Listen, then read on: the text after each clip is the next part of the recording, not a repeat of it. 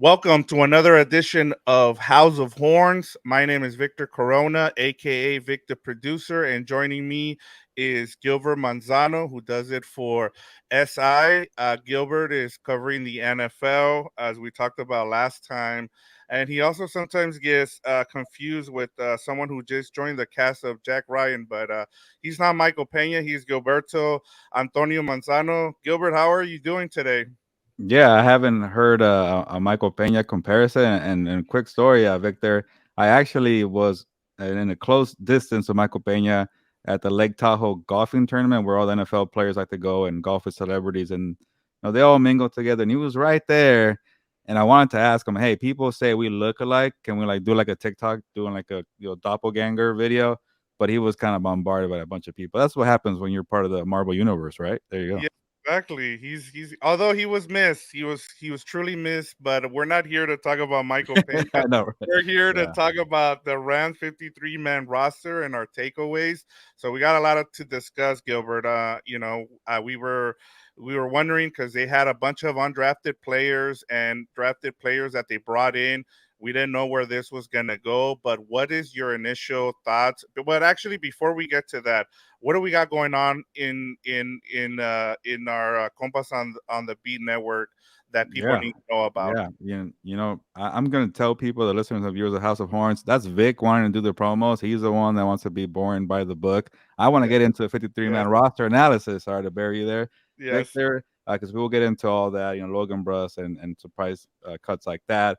But for the promos here at Compas on the Beat Network, House of Horns is under the Compas on the Beat Network. We do a lot of big things, Victor and I and Fernando and Dan and Dago, a nice little team for year 3 now for Combos on the Beat. Re- So for next week, if you want a full preview of the NFL 2023 season, we like to call it a tradition, La Carne Asada football season preview. So think about it, your compas together in the backyard. It could be a fantasy football draft. You're getting ready for Thursday night football, Chiefs and the Lions, getting ready for Rams, Seahawks. Watch that episode before. So that comes out next week. I want to say the day after Labor Day. We have a lot of big time interviews, so check that out. But currently, right now, just go to the channel, Combos on the Beat, YouTube, subscribe or audio, and you'll find a lot of content right there. Yeah, we got a lot coming out. I mean, and now that it's year 3, we got to take it to the next level. So, we got a lot of stuff coming out. I can't wait for people to see. I know we're recording pretty soon on all that stuff that we have coming up for next week. But on to the Rams 53-man roster. What was your biggest takeaway from just cut down day, um, Gilbert? Yeah, you know what? I like to kind of go with the notable cuts here. I don't know if I should call them surprises. And they're not really kind of like very popular name surprises. And even around the landscape, like a few backup quarterbacks got released, like Colt McCoy, is a Bailey Zappi from the Patriots, and that's about it. But if you like really get into it, at the nitty gritty of the roster, you know, I like the local I like the way local beat reporters kind of phrase it, like, hey, it's all about what's best for your team, not about the best 53 players. And when I started looking at Marquise Copeland being cut, a guy like Logan Bruss, and you got to really analyze what's going on there because, I'll start with Marquise Copeland again. It's not a big name, but when you have a defensive roster that's so inexperienced, so young, a guy like him who started 9 games a year ago, I think was very valuable for the Rams. But that tells me that they probably really like Kobe Turner, the third round pick. I forget, is it Alabama, right, or one of those big time schools? No, Kobe he's from Turner, no, we're or was getting that them Byron confused. Young? I'm getting Byron confused. Young is from Tennessee. Kobe Turner is from Wake Forest. Oh, I'm way off. So I'm Yes, probably confusing the other Byron Young. yeah. But other Byron Young went to the Raiders, the defensive tackle, and he came out of Alabama. There you go. See, I'm There you go. terrible. I've only, yeah, just to kind of keep tabs of all the teams. But for the Rams, Kobe Turner, I did go visit Rams camp, and I think he stood out to me. And then listening to all the interviews, reading all the reports from the local people, beat reporters, and Kobe Turner's been turning it up. He's getting better and better. So if you let go of a guy who's a veteran like Marquise Copeland, that tells me, you know what, you're actually liking Aaron Donald, which is a good start to have inside, and then the progression of Kobe Turner. You still got guys like Bobby Brown the third, uh, Ernest Brown the fourth. I was surprised because he got waived last year. So whatever he did this summer, he really impressed. So They stood out. Bobby Brown and Ernest Brown, like the times we saw them in training camp and as well in the preseason, they were stuffing the run. So I can understand why There they you go. kept those two guys. And you know how we always like to go talk about the edges and they're a little small. If you could stop the run inside, that really helps out the guys on the outside. So I don't know. What about for you, Vic? I know Marquise Copeland's not the biggest name, but to me, I'm like, you know what? Maybe they actually feel good about their interior defensive line, and they really need the help right there. Yeah, I just thought that they made a one of the headlines was, Robert Rochelle. Like the thing I don't like is when they say, well, the third round pick, the fourth round pick from this year and that year, and I understand that the Rams have done really well with their draft picks, and I now you're starting to see, and we'll get into this in terms of what, through the years, what they've kept and what they've already is not on the roster anymore. But I just thought for those players, that were cut in terms of like as you talked about Logan Bruss, they gave up on him after the second year, and I'm just wondering why that was, and and we'll get more into it as we go along on this episode. But for me, that was one that was a little bit strange. But then as we talked, I thought the guy that was going to get cut was Joe Boom, and turns out he's not getting cut. So, and then we saw the trade, which is another thing we'll talk about. But in terms of my biggest takeaway, that was it. Like you knew some of the names. A lot of people are not going to know a lot of these names. Just like we were kind of going over some of those names because you know, uh, not a lot is expected out of this Rams defense. But I was reading an article by one of your mates there, Connor Orr, and he was talking about the Rams run offense and how Ernest Jones has really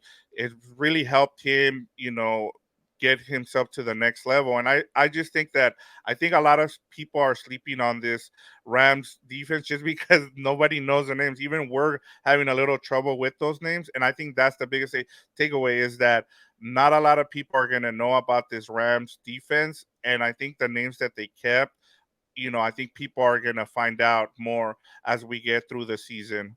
Yeah, when we get down to the position by position, I'm gonna give you more about the defense because like ending the camp now, I do feel better about the Rams defense than I went going in. I thought they're gonna be for sure the worst defense in the league. Aaron Donald and a bunch of dudes, but they're getting promise from the rookie class, Byron Young, Kobe Turner. That's where you can let go of guys like Marquise Copeland. I think Ernest Jones are ready for a breakout year. I'm very concerned about the guys after that. So there's some progress in the secondary. Trey Thompson came out of nowhere. That's going to be big. And they got the veteran Witherspoon from the Steelers. That's going to help out too. John Johnson as well. So coming out, I do feel better about the Rams defense, but it ain't going to be easy with this unit here. It's Yeah. going to be a whole learning curve. But yeah, I think it was a progress for them, and it should bode well. But Vic, I don't know if you want to get into something else, but I'm ready to get to these positions. Yeah, no, I was just gonna mention the Kevin Dotson trade, and I thought that was part of the reason Logan Bruss got cut. I mean, bringing in someone like Kevin Dotson a couple of days ago, it kind of told you that there was a couple of guys who were on the trade block. I don't know what you, and then just kind of give me some of your surprising players that made the 53-man roster.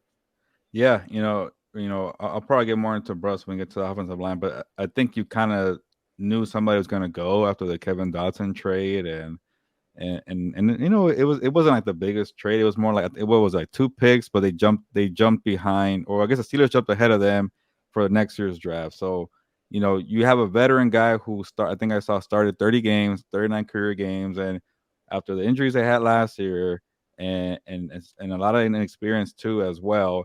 Getting a veteran guy, and I know Kevin Dotson was kind of a problem for the Steelers a year. That's why they got Salmalo from the Eagles to go to Pittsburgh. That helped out their guard position, so they didn't need Kevin Dotson. But when you got a guy who has that much experience and has started, it does help you. And I know after the reports of the trade occur, a lot of the local beats were saying that, well, he's more of a depth piece. He won't start. So I started wondering about Tremaine Ankrum. Is his job going to be, are they going to try to take him off? Because I don't think Steve Avila is going to lose that job. Steve Avila won that job from day one, I felt like. So it's good to have, depth there. But then when you're bringing in another person, then the numbers are starting to like, okay, you can't have that many, offensive linemen. They drafted another tackle, I think, in the draft. I have his name somewhere here. Is it there we go? Warren McClendon. He was a late round pick as well. I don't know how he's done, but he got you got to pick at him. So you want to keep going with that. So, and then you have like Brian Allen, you got Coleman Shelton. So it's a logjam inside. And I get that Logan Bruss was a right tackle, but sometimes you got to pull the plug when it's not working and move on. But I think it's from the Dotson trade. I'll get into Bruss later, but I think having more numbers and experience it goes a long way. Yeah, especially as you mentioned, what happened last season. You don't want to go through that again. And I just think it was a numbers game, and you know what works and what doesn't. In terms of McClendon, he really stood out in that Raiders game. He was pushing guys to the second level, which a lot helped them a lot. And as I talked about in from that Connor Orr piece. The Rams offense, running game is really good, and so they're going to want to run a lot of 11 personnel, as you've talked about. And I think he fits really well, and I think that's what kind of made Logan Russ expendable here. And just let's get into the breakdown of this 53-man roster. And let's start off with the quarterback position. We knew Matthew Stafford was going to be the quarterback, but I just want to get your thoughts on what this position in terms of what comes behind him, because uh with Stenson Bennett, it hasn't been good. He hasn't been good. He looked terrible. And whether they bring in somebody to back up Matthew Stafford. Yeah, first of all, a little teaser. We're gonna discuss Stafford's wife Kelly talking about his experience with the new teammates on the podcast, and we'll get into all that later on. But by the way, Stafford looked great this summer, healthy, and he might be primed for a bounce back year. So that is good for Matthew Stafford. Okay, now to Stetson Bennett, and I kind of wanted to lead with this because I was getting kind of my antennas up, and I had a theory here, and I was like, you know what, it might be kind of a wild theory. I'll just save it for the position by position breakdown. And here we are with Stetson Bennett, and after that first preseason game in the Chargers game, he had a rocky first half, and in the second half, like, you know what, it was pretty good. He figured it out. Maybe that's the way he's gonna be. And so the second game against the Raiders, you kind of give him the benefit of the doubt, like, you know what, he's a slow starter, he'll figure it out. And then just that next adjustment wave never came. Like it was mostly bad with the Raiders, really really bad against the Broncos.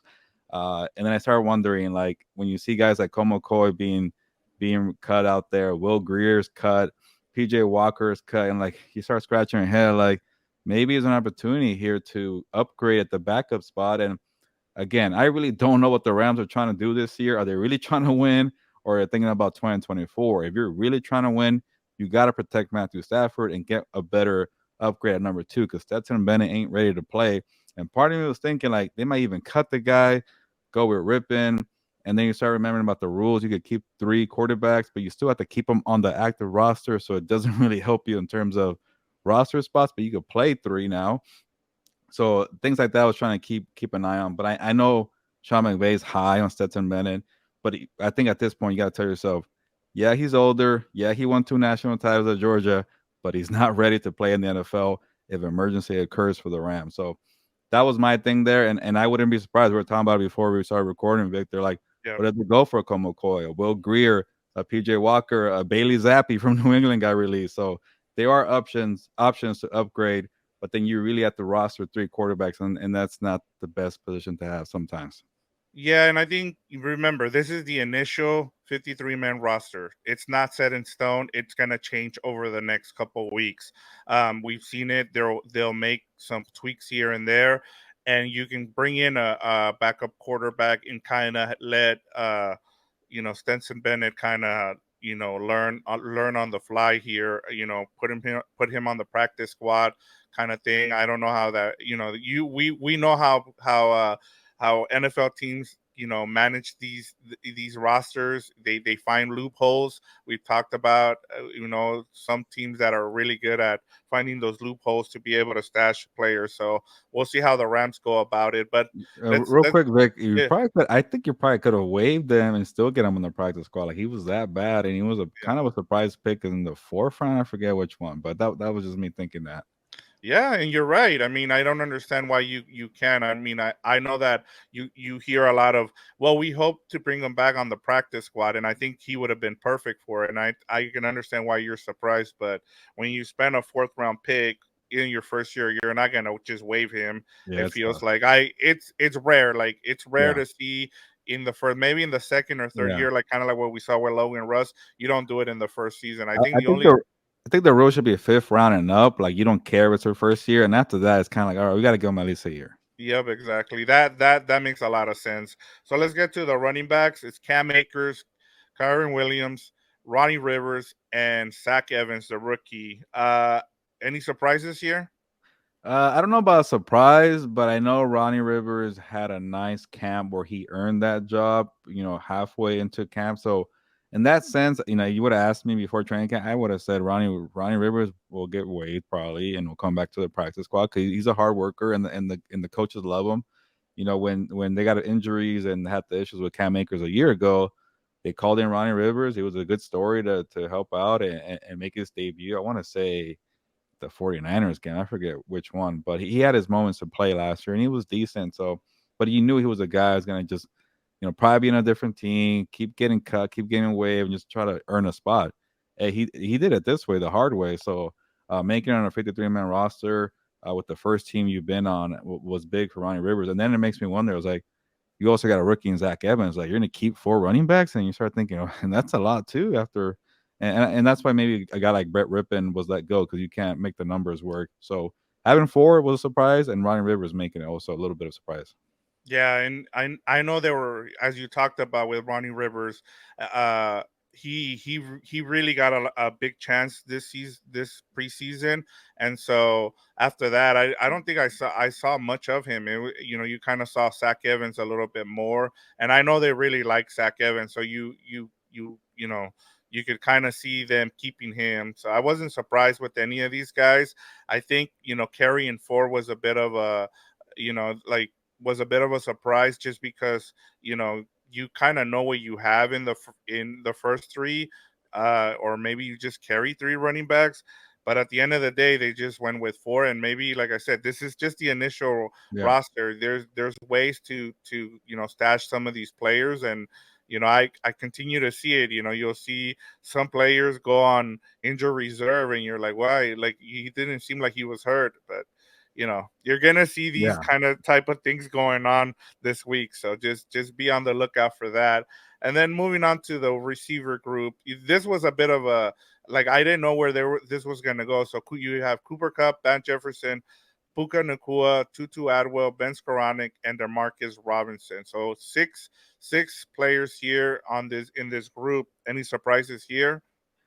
no, I think again early on in training camp we figured out who's gonna make it, and we both predicted. Like we went to Irvine, we're like, yeah, Demarcus Robinson has a role here. He's a veteran guy, and Yep. he's making plays. He'll find the way. And again, with last McCutcheon, the only thing I was waiting for McCutcheon, can he do the same thing in the preseason? Because he was not that great in training camp, but the preseason he turned it on. Lights were on. He was big. But this year, this preseason action, I didn't see anything from McCutcheon. So that you knew he wouldn't be there. Tyler Johnson, also a veteran, but when you got the Marcus Robinson, you kind of have to pick one or the other. And there you go. Now the thing that with Spence Koronic, he was on the bubble a little bit, but I kept telling myself this guy was playing fullback a year ago and he's one of their best special teams players. You got to account for special teams. So Ben Scarano made it that way. So I don't think he's going to have a big role now offensively, but they got something in Puka. And again, we've been saying it, Van Jefferson and Tutu have a lot of pressure to finally deliver. Yeah, the only thing I'll say on this is that I thought, Demarcus Robinson really played well at the beginning, and then towards the end of preseason, Tyler Johnson kind of, made a run at it, but it was a bit too late for Tyler Johnson, and I think that's why he just didn't make it. I thought Demarcus Robinson's, what he had put on tape before the last two games was enough, and they had already settled that they were going to go with they were going to go with Demarcus Robinson. Moving on to the tight end position, Tyler Higbee, Bryson Hopkins, Hunter Long, and Davis Allen. I'm surprised that they got four tight ends here. I don't know about you, what you think, Gilbert. Yeah, that's one of the biggest surprises for me. Four tight ends after what a year ago they had one or two make it.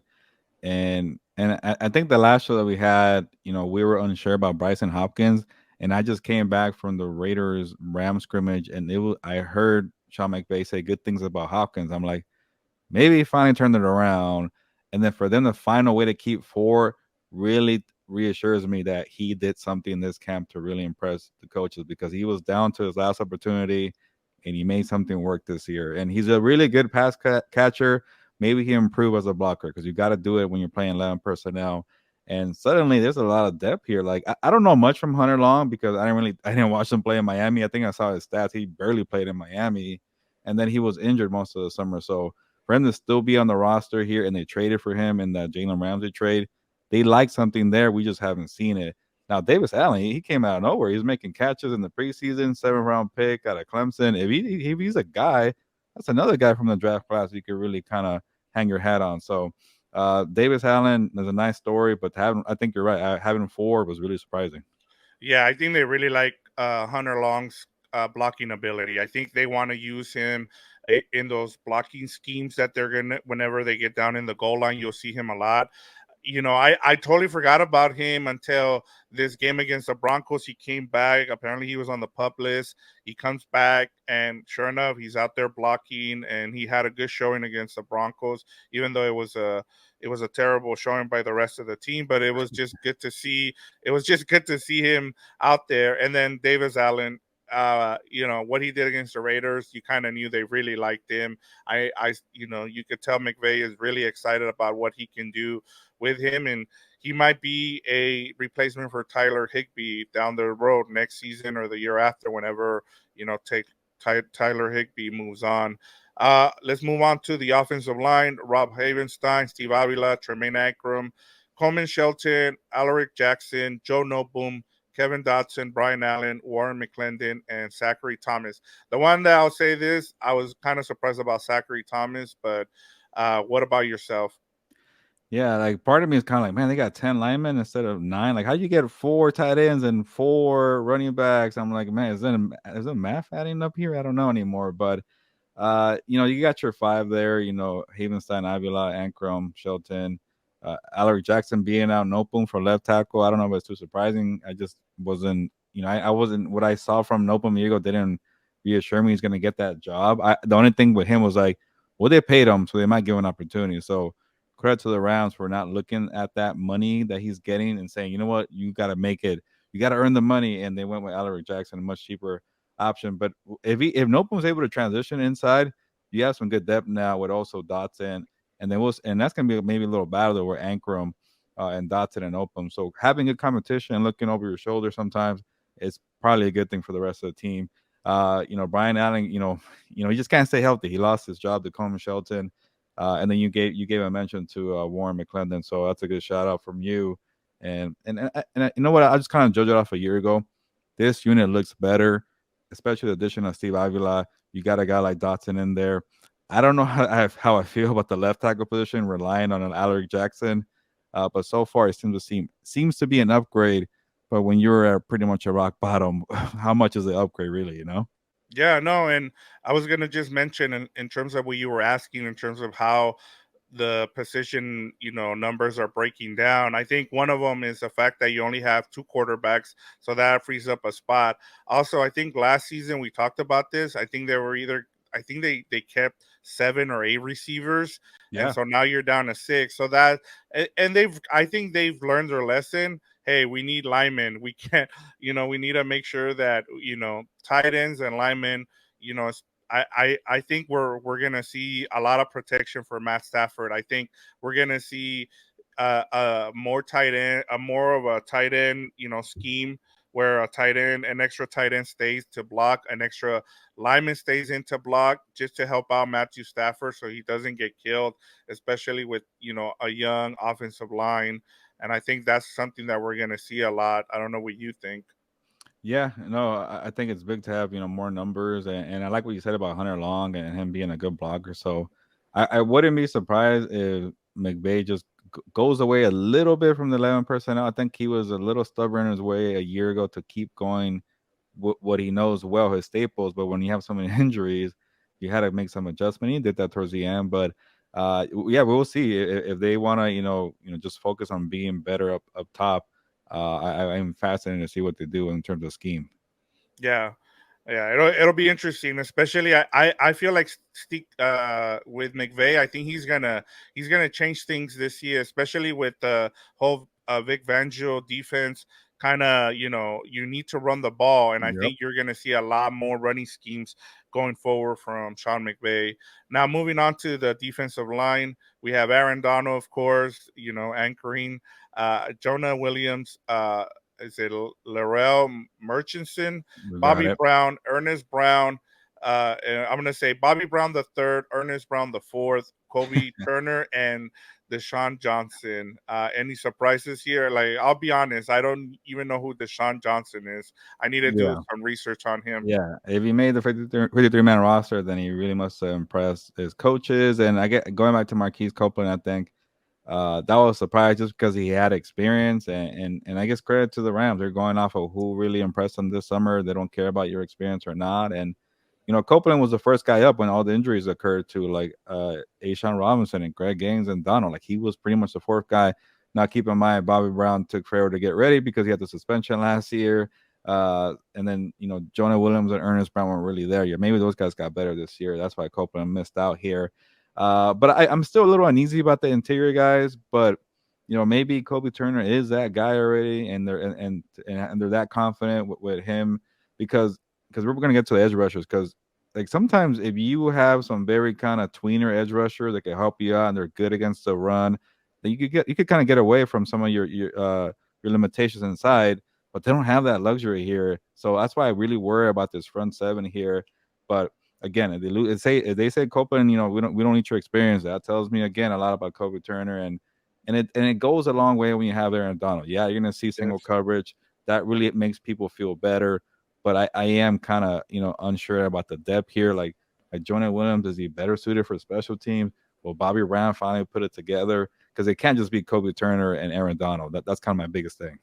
Yeah, and you're right. I think you're gonna another thing here is you're gonna see a different there. You're gonna see a change in personnel with the defensive coordinator with Raheem Morris, just because I think, as we've talked about in the last couple episodes, we now he's starting to get his own players, and I think he's going to be a bit more aggressive. I don't think he's going to go back, kind of use some of that bend don't break defense. I think you'll see him be a little bit more aggressive. You'll see more blitzing from him, and that'll be something to keep an eye on. Just how aggressive we see them being, especially right off the bat with some of these games that they have, especially against the Seahawks, the 49ers, the Bengals, and the Eagles right out of the gate. So this is where you're going to find out a lot about how good these coaches are, with Raheem Morris and Sean McVay.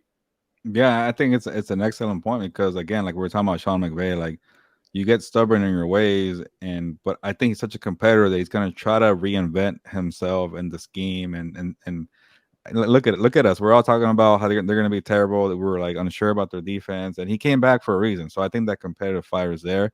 Now, and same thing with Raheem Morris. He's a great coach, and maybe his thing is like we're finally going to do it my way. Hey Sean, I was cool with doing it this Fangio style defense because of the personnel we had, and we won a Super Bowl, and that worked out great. Now let's try it my way. I'm still here, and I'm still a good coach. So I am very intrigued. Same thing with Raheem and see what he does because everybody kept complaining about him a year ago in his play calling, and if he does something different and it's his style, a lot of people are gonna probably say, "Sorry about that, Raheem a year ago." Yeah, no, and it's true. I mean that happens a lot, and we're like trying to figure out what's next with his Rams team, and I think finally we're gonna see how good of coaches both of them are with McVay and Raheem Morris. Now moving on to the edge rushers, we have Michael Hoyt, Wake Forest, Byron Young, Nick Hampton, Zach Balkenberg, and O'Shawn Mathis. Uh, what's you say you have some thoughts on this group.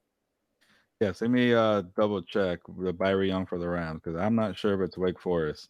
No, no, Uh, Tennessee. Sorry, I was Tennessee. trying There to you go, make a joke. Tennessee. I was trying to make a Oh, joke. okay. Did I get it Yeah, wrong? But now I it's want to double Wake check Forest. over. It's Wake Forest, Kobe Turner, and it's Yeah. Tennessee's Byron Young. See, I was there you trying go. to make a joke. Okay. I was trying to mess with I you was like, there. man, did I really get it wrong again? Like in my head, I'm like, thought we already decided on who's who. No, I was just trying to mess with you.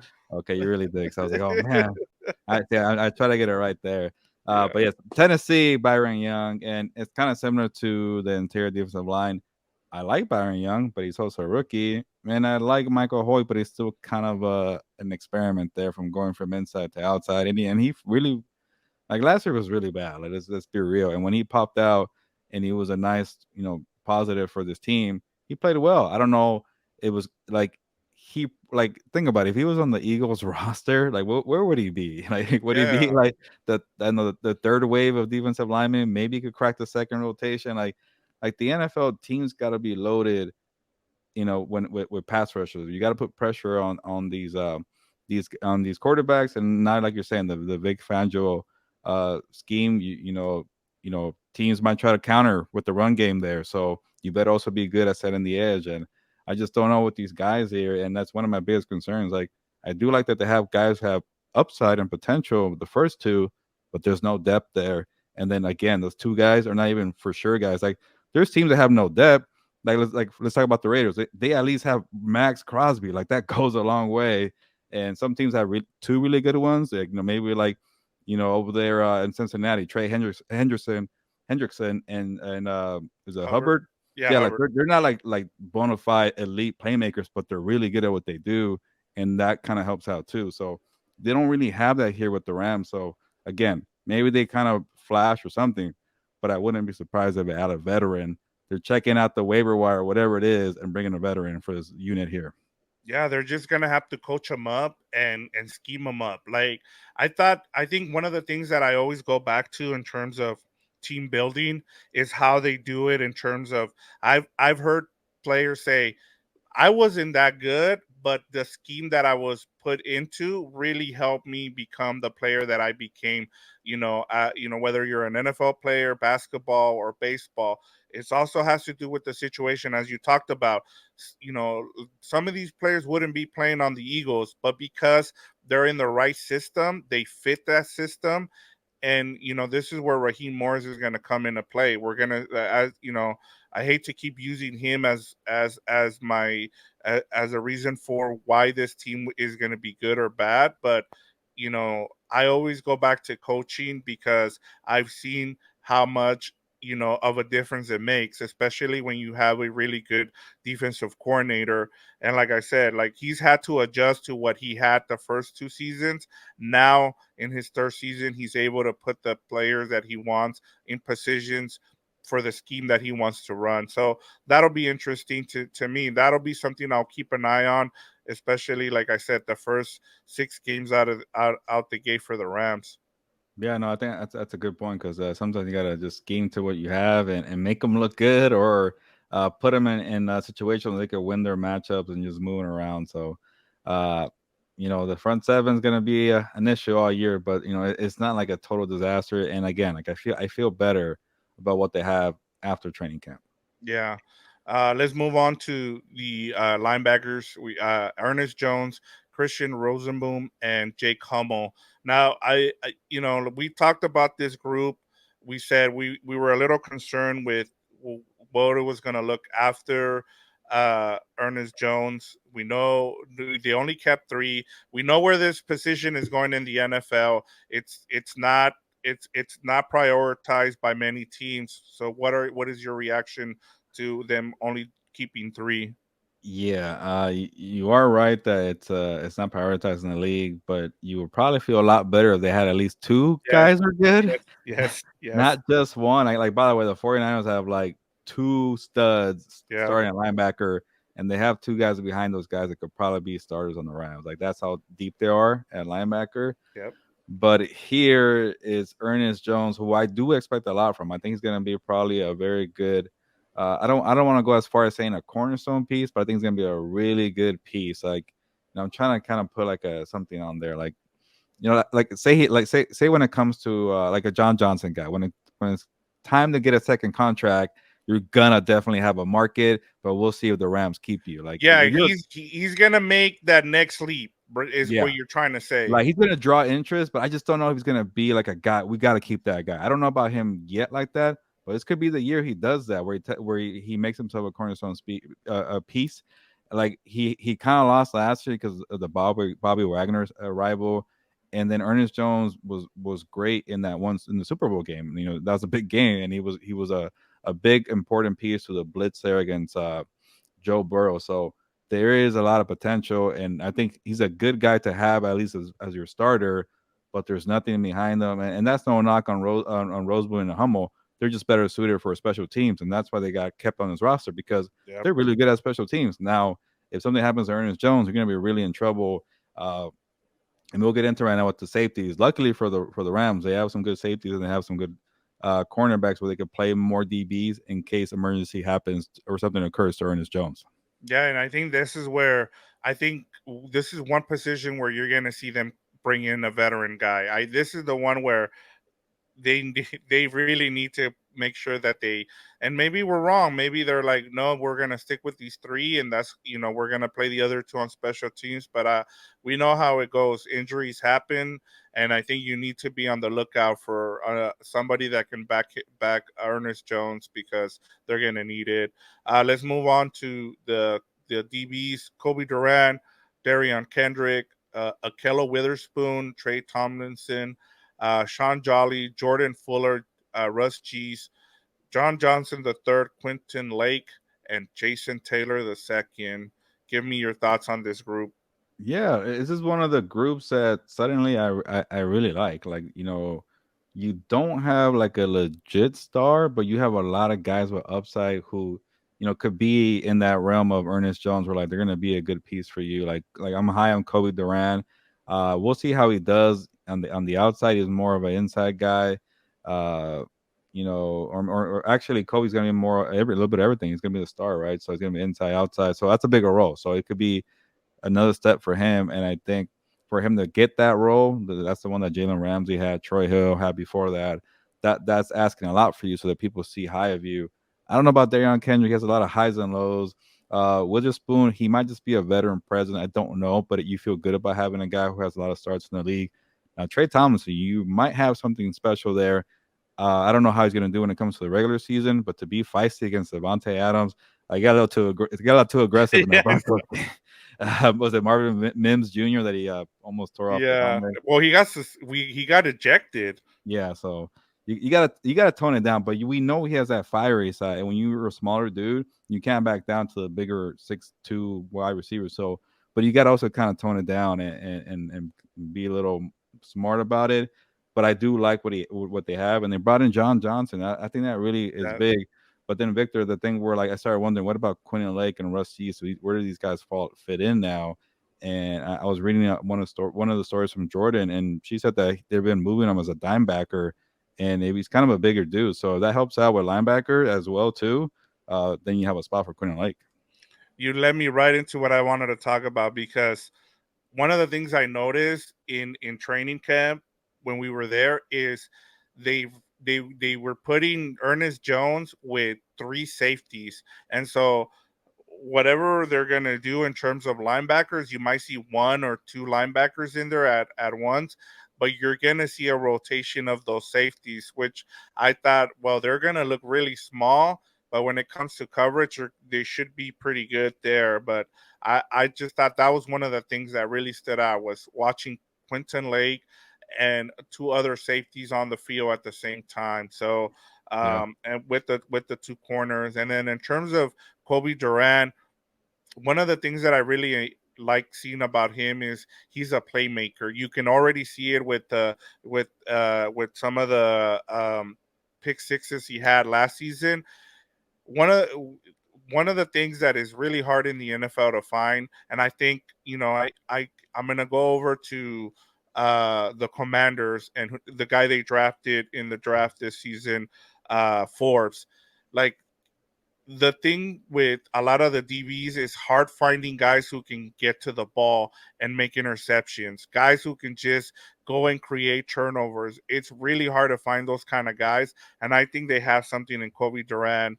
and I think putting him as a star guy, I think is he's gonna thrive in it just because he's gonna get beat a lot. So just know that as well. But he has an instinct for getting to the ball, and that's a big plus.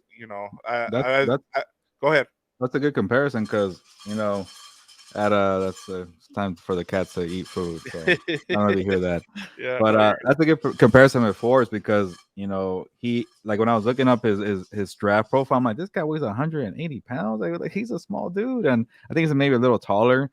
But yeah, when you're a ball hawk like that, and like I forgot what he had. He had a bunch of PBUs in college. I'm like, man, that's a crazy number, and they're not easy to get. So yeah. when you have a competitor like Trey Tomlinson, a nose for the ball kind of guy, and Kobe Durant, like maybe in an ideal world for the secondary, Victor, it could be Ernest Jones and then six DBs where you have Kobe Durant, you got Trey Tomlinson, maybe you go where you're talking about. You got Russ Yeast, John Johnson, you have a Quinton Lake, and then we'll figure out what happens between Witherspoon and Daron Kendrick. I think there might be a little battle there. But if you're going one linebacker and maybe you're rushing four, that's five. You could play six DBs and make it work with the combination you really like. And that's kind of the beauty about football. Like after the first month, you go with your combination, and then people focus on who starts the game, but who's playing the fourth quarter? Who is the best combination you want an adjustment? And I think they have. That's a big thing. You have matchups that you could potentially use down the line. Yeah, and that's one of the things to always keep in mind is the fact that, remember, yeah, there's preseason games that are played. They went through joint practice, but honestly, the first 4 games of the season is a lot of adjustment. It's trying to find out your rotations, and you're gonna see a lot of that going with especially with the Rams this season, because you have a lot of young guys, you have a lot of new personnel, you have a lot of changes going on with the coaching sense in terms of what they want to scheme up, and I think that's going to be a big thing to look forward to, like as I talked about numerous times already on this podcast. You're gonna have to, keep an eye on how this team goes for the first month or so, because they're going to be adjusting on the fly. But that's pretty much our thoughts on this 53-man roster. It's the initial one. Like I said, in the next couple of weeks, it's going to change. You're going to see some tweaks, or maybe they just keep it the same. But I think a lot of teams make tweaks as they go, and then by opening week, it's gonna look a little different because you'll see some transactions going on. But before we go, Gilbert, we you kind of teased it. We wanted to talk about this story that I want to give credit to Turf Times. Uh, is it yeah Turf Show Times? They're the ones that listen to the whole podcast. They did a story on it, and now I know they're out there complaining to Pro Football Talk and some of the other affiliates who are taking their story and not giving them credit. I want to make sure we give them credit. And so they listened to uh, Matthew Stafford's wife's podcast and what she had to say about Stafford adjusting to the young Rams roster. Just give me your thoughts about, kind of what you've seen from some of the quotes and the story. Well, first I'll ask you a question, but I have not listened to the podcast, and I'm guessing it sucks for Turf Times, right, or Turf Show Times, that they're the ones that did the digging and they're the ones that put it out there to make life easier for all the other publications. So I got wind of it when I saw it. Everybody had a graphic, everybody had a clickbait headline, everybody had this and that. So if I don't know if you did more research than I did, was it just Kelly Stafford saying what she heard from her husband, or was it actually Matthew Stafford saying these words? Like that's what I can't figure out. Well, that this was her saying Okay. what she's heard from him, Okay. talking about it. Like they even said, like on they've tweeted out a couple of times, like we listened to all of her podcasts, and then we just put out some of the quotes from it. So Yeah. this was her interpretation of what he's told her about kind of adjusting to a to a young roster. Yeah, like it makes me feel like obviously I'm sure Kelly and Matthew go through like, hey, like is it okay for me to say this? Can I say that? I feel like after the first few times where stuff goes viral from her show, they have conversations about it. So I think it's one of these things where they felt like, yeah, like what's the big deal? It's new players, and they didn't think like the reaction would be like, what really he does that? He has pictures of all his new teammates, and I kind of like that because that's like the real. like nuggets that you want to hear. Like, yeah, it is a brand new roster. Like freaking 40 rookies about join for training camp. How are you gonna mingle and get to know people? And that's probably a unique way. And maybe people just thought, oh, look how funny this is or whatever. I think it's just the truth. Like you have so many new teammates, and then you're the older guy. The thing where maybe the quotes were like, okay, maybe it looks like a little more controversial. Is like, yeah, these kids go on their iPads or on their phones when the meeting's over, and I guess I could see that it is a new age, and I'm I can't wait for Stafford to talk again. I want to know more. Like, is it kind of one of those things like, hey, like he wants people to come ask him questions and they don't ask him questions? Like that's a bad thing. You don't want to learn from one of the great quarterbacks in the league. Like that could be bad, and then go straight to your phone. Or they do talk, and when it's inappropriate, you go straight to your phone. Like maybe the kids don't want to do the whole shooting the breeze, to kind of put it nicely, because he's an older guy. Maybe you're intimidated by Matthew Stafford. That's kind of more of a legit story. But it was like they're avoiding him or things like that. It's kind of like, oh, that could be kind of bad. But I get the age difference and also trying to learn. And it's a good sign that he's trying to get to know these guys. He's trying. That's what you want to do for a quarterback, right? Yeah, no, and you hit it right on the head right there. Like it's a new it there's a big gap, man. He's like he's 10 to 15 years older than these guys. As the quote said, he feels like the dad. Yes, he is a lot like the dad because he's 15 years older than a lot of these guys, and he's having to adjust to it. He's just being straight up about what it's like this is what happens when you have a guy who is a veteran in this league having to deal with younger players. It happens in every clubhouse, every locker room. I go back, I can pretty much make the comparison with what's going on with the Dodgers right now, with why their clubhouse is so good. They're going through what was supposed to be a gap year, kind of like what we're expecting from the Rams, and they brought in some veterans, and the veterans have kind of brought the young guys along, and they make them part of the team. They have great chemistry, and part of it is like you have dudes who are like from they're from California, from all over the places from the Dominican Republic, Puerto Rico. Here in the NFL, you have guys who are rookies, and they're learning to learning on the job in the NFL. And I think this is where it kind of helps to be able to at least have, as Stafford has said, have pictures, write down some notes like, hey, this is what this person likes, this is what this person likes to do. And I think the thing that's being made into a big deal is the whole them being on their cell phones too much.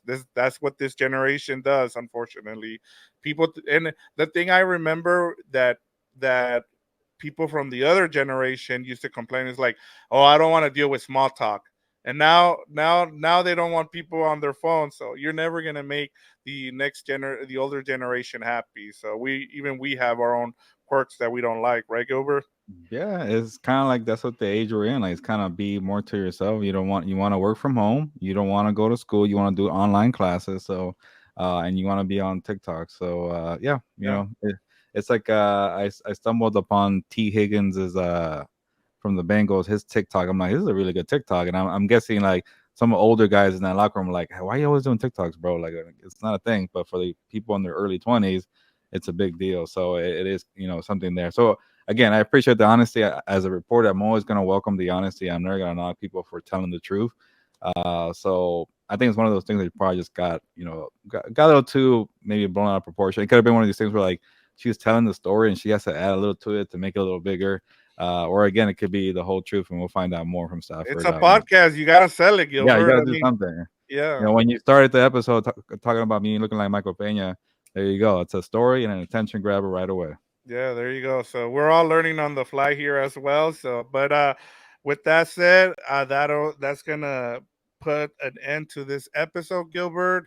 We did a good job of breaking down this initial 53-man roster for the Rams. I know there's more stuff that is gonna come out. What's our schedule looking like for House of Horns that you want to let people know about? Yeah, maybe a little similar to last year, but we'll kind of figure it out, and we're back to doing at least something once a week, but most likely twice a week. We got the preview and the recap, but we'll try to be a little different, give you segments that you want to talk about, and hopefully you enjoyed this analysis. Sometimes going position by position can be boring, but I think we did a good job of just kind of discussing everybody before the season, and it's a good time to do that. So I try to focus on what people want to talk about, or I try to pay attention to what gets engagement, because I want to see comments too. I want to hear your point of view, your opinion. If you have something you want us to touch on, like, it could be something where we get a lot of comments after one preview episode, and like, hey, you guys missed on this or missed on that, which is maybe might look bad on us, but then we'll return the favor and we'll do maybe a third show that week and touch on that topic. So I just want to hear from you guys. But that will be the format. We're going to be here, once or twice a week, and get it done. Yeah, and don't forget, I'll be on right after the game. I'll give you guys. I'm gonna do a live show, right off post game. Just giving you guys a little, just what's happened with the whether they won or they lost, and kind of go over some of the big highlights. My takeaways, and then I want to see some comments. If I get some comments, we'll add them to the later show for the post game show between Gilbert and myself later on at night, which we'll publish on Mondays. So just keep a lock on us. We're gonna have a lot, content coming for the rest of the season. So send us your questions. We're always glad to answer them, and that's all we have for you as of right now, Gilbert. So with that said, close us out. Cool. Well, that's it. We got a roster. And again, Victor, like you said, initial things will change, but here we are, 53-man roster, about a week away or 10 days for the Rams to face the Seahawks in Seattle. The return of Bobby Wagner, we're not really, because he already played there. But you get what I'm trying to say. Yeah. But on that note, nos vamos, pues, vámonos.